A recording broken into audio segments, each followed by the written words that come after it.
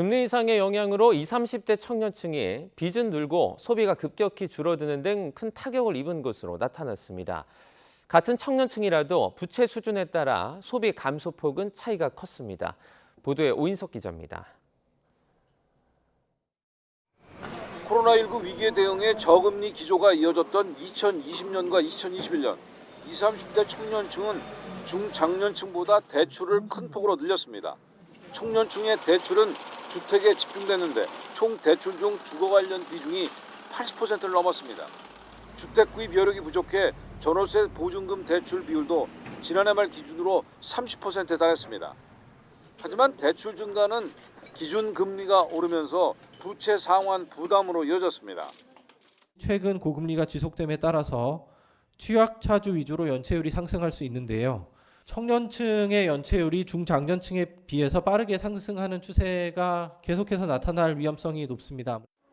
금리 상승과 경기 둔화 영향으로 청년층 소비도 큰 타격을 입었습니다.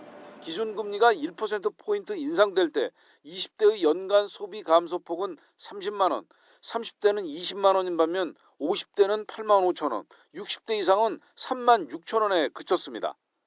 20대의 소비 감소폭이 60대 이상의 8.4배에 달하는 등 소득 수준보다 연령에 따른 차이가 더 컸습니다.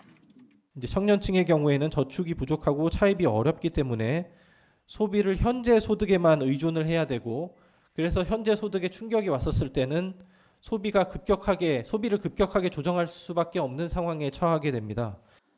같은 청년층이라도 부채 수준에 따라 소비 감소폭은 차이가 컸습니다. 기준금리가 1%포인트 인상되면 부채 보유 상위 50% 청년층의 연간 소비는 26만 원 줄어든 반면 빚이 없는 청년은 2만 4천 원에 그쳤습니다. 특히 부채 보유 상위 50% 청년 중 저신용층은 연간 소비가 54만 원 감소했습니다.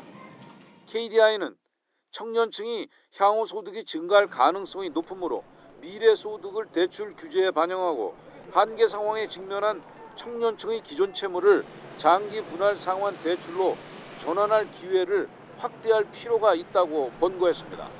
YTN 오인성입니다.